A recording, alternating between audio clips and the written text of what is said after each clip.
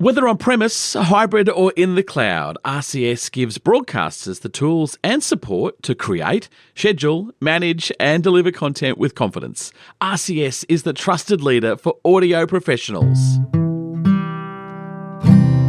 Dear listener, welcome to Monday. Once again, it's time for our Monday meeting.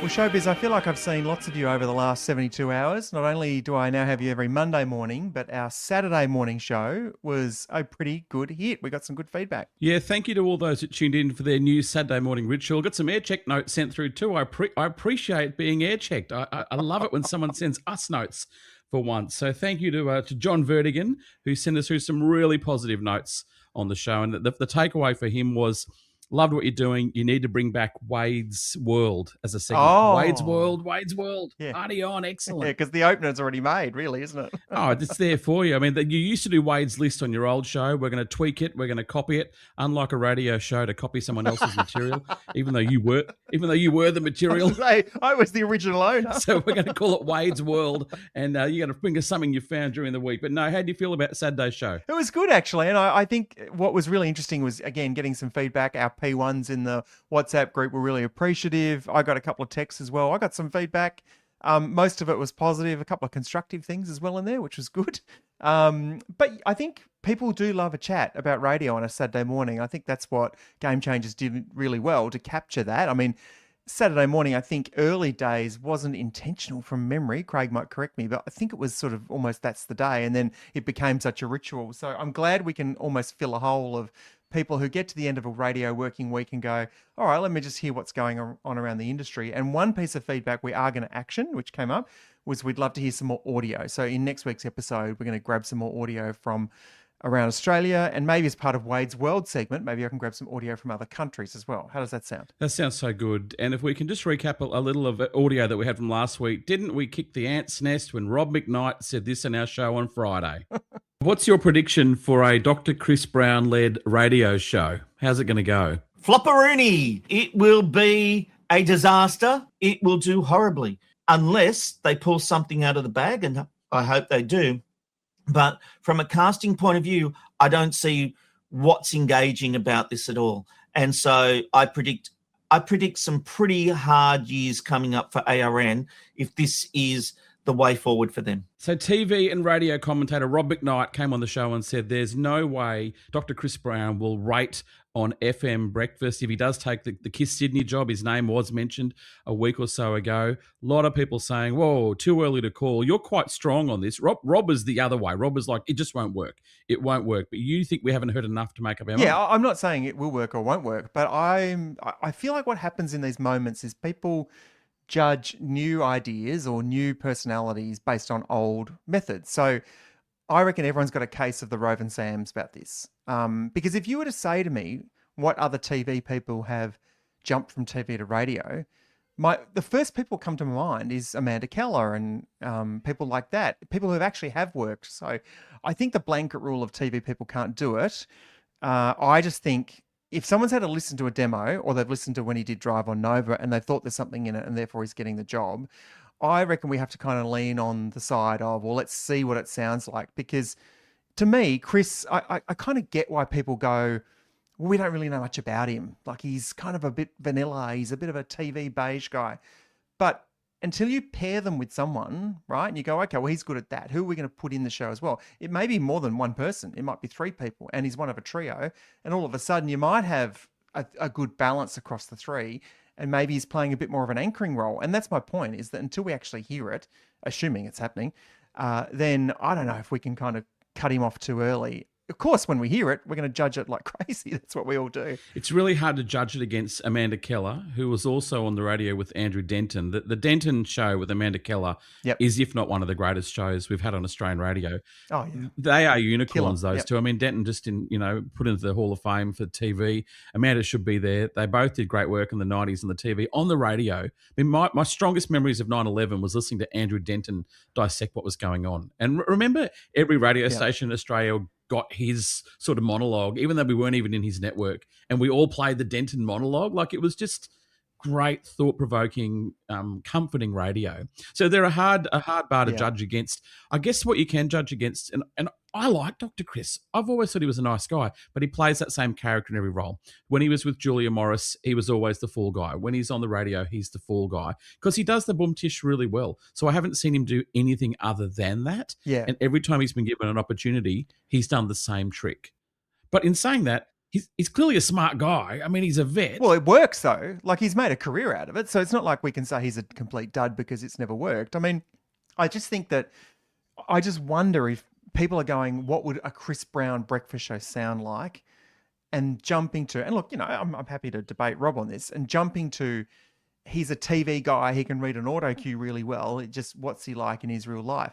And maybe he just hasn't been given that brief before. Maybe that hasn't been part of the job before. Everyone who meets him says he's a nice guy. Even Kyle, who said the show will be a flop before he's even heard it, has said, oh, he's a nice guy. I really like him. So maybe they just need to make sure the nice guy is paired with 2 or 3 other people that actually bring a bit of variety and balance to that. And the worst thing that Kiss could do, I reckon now, is try and find Kyle Light. I mean, what's the point of having another Kyle? He's out doing his own thing. Very different to when Kyle went off the air, 6 months ago. But now there is a Kyle offering for people, and Kyle fans have largely gone to him. I think they're going to try and put a line in the sand, a brand safe line in the sand, as they keep saying. And they're going to say, right, well, this is the kind of show we want to do. And until we hear it, then who knows? Yeah, I'm going to push back on you just a little bit. It's a bit rich of you to say we don't know what a Chris Brown show would sound like. Yeah, we do. We know exactly what you literally just said. We don't, though, Liam. That's his trick. You know his trick. What? You know his trick. He's the fool guy. But he's made a career out of being a success at doing that, right? Absolutely. He's wanted on TV, right? So, but if you were to say we haven't heard him, what I mean is we haven't heard him as a daily breakfast host under those conditions with people in and around him. Basically, what we're judging him on is what does he look like and sound like presenting Bondi Vet or In the Jungle? What we haven't heard is put Chris Brown at a dinner party table with 2 or 3 other people that will bring out a bit of more humor, a bit more edge, and maybe he's got a persona that we haven't heard before because that hasn't been his brief. His brief has been read the auto cue. And the couple of weeks on Nova Drive, apparently everyone really liked it that I spoke to about it. Now, that doesn't mean you go, oh, well, let's hire him for Sydney Breakfast. But my point is, if he is the guy, I just feel like you need to kind of, give him a chance to get in the chair and then judge it then. But look, Rob's entitled to say he doesn't think it'll work in the same way that I'm entitled to say, let's give it a go. So who knows who's right? The one thing that will work, great vet phoners. Some of my favourite phoners. How much did your pet cost at the vet? What did your pet eat? Where did your pet escape from? He's got phoners for days, hasn't he? Yes. Yeah, animal impressions. Do your best dog. Do your best elephant. What did you that find could be a inside the weak one. dog? There's just so many. All that stuff. RCS Academy helps broadcasters build practical skills across Zeta, G-Selector and Acquirer. With self-paced online training and certification, teams can strengthen their knowledge, improve workflows and get more value from the technology they use every day. Whether you're onboarding new staff or developing experienced users, RCS Academy makes professional training simple and accessible. To sign up for RCS Academy, contact RCS today. Now, I want to talk to you about promotions because you put this on the agenda this week and this rang an immediate bell with me because I was at Nova when some of the great promotions were done, and I'm not taking any credit for that, by the way, but I did work in the network when great promotions like Wheelie Bin of Fortune and tosses were around, and you've picked up another radio station doing tosses. Yeah, ZM New Zealand has just launched, in their words, the best new thing on radio. They've launched the tosses promotion. Have a quick listen to the promo. Epic promo. You'll love this. Every generation has its defining breakthrough. The moments that change what humanity believed was possible. They've all started the same way, with the pursuit of what's next. For years, the search has continued. Hundreds of ideas, thousands of hours, countless prototypes, endless refinements. Every possibility explored.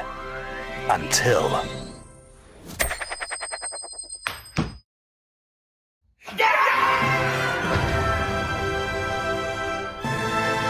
ZM Tosses.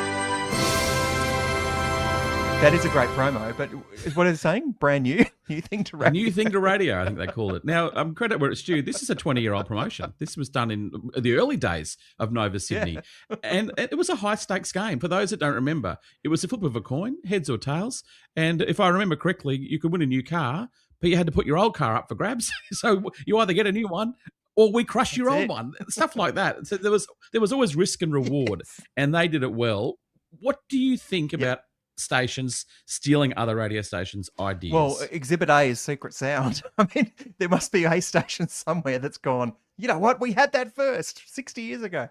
As a general rule, I think that if it's within your format and it's from a different country, I reckon that's okay.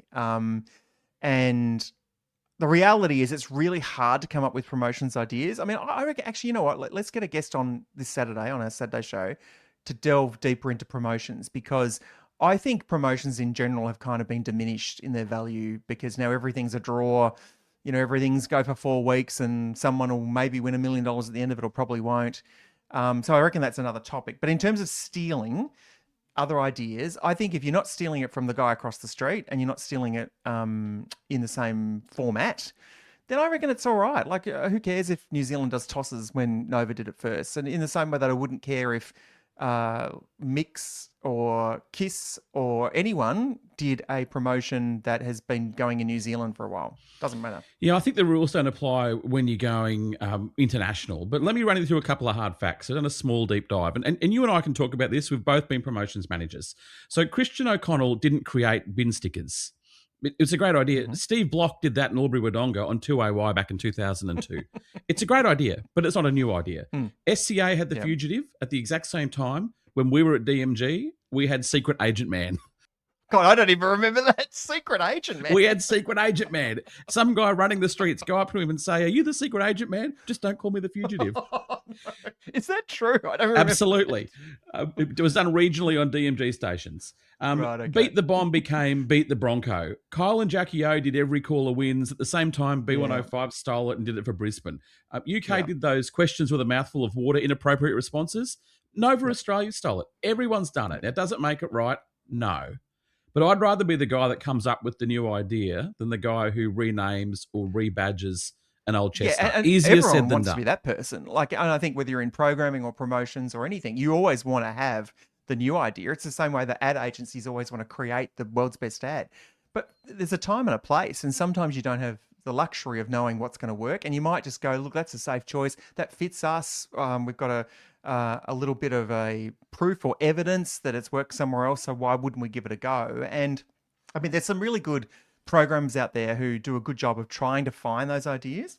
And there are some that just go, it works for us, so we keep doing it. And some people steal it, some people do it year on year. And I think the answer is, if it works for you, then that should dictate whether it's worth stealing or not. What I do like is a twist. I like different markets taking on some other idea, a freshen up approach. But here at the rule, let's just state the rules for a second. So when it comes to radio promotions, in my mind, the rules don't change. Make it fun, make it easy, the least amount of hoops to jump through, make it play along, give me suspense, give me risk for reward, and make it so I can't turn my radio off. Yep. And some of the old comps tick every one of those boxes. Absolutely tick all those boxes. Why would you change it? Yeah, I agree. Hey, I think I got away with a bit of a Kyle prediction that no one's picked up on. I was looking for the headlines after you said on the Saturday show that Kyle will be done and dusted within 18 months. Oh, no. Explain. Well, you've just tabloided it. Thank you. No, just in case you missed it on the Saturday show, and it kind of snuck by, but I do mean it. I said that I think that Kyle's current Kyle Sandilands Live, as it is, the subscription model, the paid, his own platform, I've just got a feeling that he'll get bored of that at some point. And it's not because he's not good, and it's not because it's not a good show that his fans love. It's that I reckon if you're running a radio network now, and yes, there's been all the issues with MFW and all of that, you can't tell me that someone won't come knocking on his door in 2028 and say, Kyle, you are still the act that people talk about. Attention is so hard to get. We will give you this. And now that network might be a talkback network. It might be News 24, Sky News on a radio feed. It might be Joe Rogan goes international. It might be Sirius comes to Australia. So I'm not saying think of it in the traditional mold of the companies we have now, but I just feel like if Kyle's given a bucket of money and he gets to take all his team with him and they get to do the show they want to do without all of the hassle of the technical and the upload your credit card and let us get back to you if it's not working, and someone says, let us take that all off your hands and add sales. I don't know. I just get a feeling that would be a really good thing for him to do. And I don't know. There's something about it that doesn't feel like this is a 10-year project or a 5-year project in my mind. There's merit in what you're saying. I also think there's absolute merit in a radio network saying, all right, Kyle, come over. And that would be like a breath of fresh air for them. It's hard work. I mean, you can see how exhausted Bruno and Mayo are at the moment. Like, they are putting in the hard yards. I mean, Brooklyn hosted the show on his own, just thrown in last minute on Friday, and gee, he was good. Shout out to Brooklyn, Dubbo kid, worked in Griffith, now hosting an international show online. He's just so good. Yeah. It would be much easier for a station to pick him up, even if it's like a 2SM and he's broadcast around Australia regionally, whatever. I wouldn't put it past someone to offer him a lot of money and buy his whole station. Yeah. I mean, would you sell it? What a great idea. Yeah, absolutely. Build it and sell it. And maybe the government sort of starts issuing, new spectrum. Maybe not FM or AM, but maybe there's a way that this turns into something that looks more traditionally like a radio station. And I just want to make sure before all the Kyle lovers, come at me, is I'm not saying he shouldn't be on the air. I think he should be on the air. I'm not saying he's terrible. I think he's actually doing a really good job. I'm just saying psychologically, when someone says, here's a bucket of money and go and do a good job, versus you run the whole thing and you pay everyone, and every time there's an off air and all that stuff, and your team have to work 50 weeks a year and like all that stuff. I don't know. I just wonder which path he'd choose. Yeah, good idea. And now on some nostalgia, because you're our, now have you decided if you're Bruce or Phil? You and Rob McKnight, which one are you? Bruce. Okay, you could be Bruce. Rob McKnight, you're Phil. On nostalgia, I am interested in this audio grab you brought us today. Tell us about it. Yeah, look, we had a tribute during the week to Johnny Young, who most of our generation will know from Young Talent Time, but you might have been lucky enough to be in one of his markets. So he was on air at 3XY, he was on air at 6IX, he was on air at 2CH. So he's done a lot of radio hard yards, and we did a tribute to him this week. And his long-time producer, Peter Brennan, reached out. And Peter was amazing. He had stories. The audio had already gone to air, and he got to me a day after, and he had all these great stories. And I said, have you got some audio? Like, we'd just love to hear promos of what he was like on the radio. So have a listen to this audio that Peter was his EP for a very long time. I mean, Johnny actually spoke at Peter's wedding, so that's how close they were. This is an old promo of Johnny Young talking to John Blackman over at 6IX. Have a listen. The Big Breakfast. One of my favourites from Hey It's Saturday. John Blackman, happy birthday to you. How are you? You're doing something special? Yes, I'm out in the garden weeding for my birthday, which is something. It's amazing what you can do when your wife puts her mind to it. Good times with Johnny Young and great music all day. 6IX. Classic, old school, big breakfast radio. I love it in so many ways. What I love is that he just leaned in on the guests. I mean, he knew all the celebs. He had their numbers and he got them on. But what I like even more about that promo is that Ronnie Sparks is the voiceover. Yeah. So you've got that's who it was. I was trying to remember. Ronnie Sparks. So you got Johnny Young, you got John Blackman, who was also huge on Melbourne radio, and you got Ronnie Sparks. Like that's radio royalty right there. There's our nostalgia for the week. Any radio nerd will have loved that. We hope you enjoyed it as much as I enjoyed Peter Brennan sending it through. So thank you, Peter. We really appreciate that. Thanks, Peter. And the headline out of that piece was Liam said that's our nostalgia for the week. I highly doubt that, folks. I think there'll be more nostalgia by the time we get to the end of the week. Hang on a second. I'm just taking a detour down the nostalgia lane. Speaking of nostalgia lane, I'm interviewing one of your all-time favourites this week. I don't know how I managed to get the interview you wanted, but just imagine it, folks. A young radio living in Adelaide, and on the radio, Triple M launches, and it was Stephen Garth, who were, from what I heard, a great radio show back in the day. Am I right? Absolutely right. And you've got Steve Graham, so I'm really looking forward to hearing that interview tomorrow. And I'm cooking up a few interviews for later in the week. And if you've got any feedback on a Saturday show or you want to become a P1, go to thequarterhour.com. You can enter the chat on our WhatsApp group, and we'd love to ask you a few topics that we might raise later in the week. My favourite part of Saturday's show, if you haven't gone back and listened to it, was all the old air check notes I used to send you when you were on Game Changers. I went through, I found them all, we read them out. Oh, we had some fun on Saturday. Oh, the notes that I used to send you about your performance on Game Changers. Liam, we're out of time. See ya. Bye.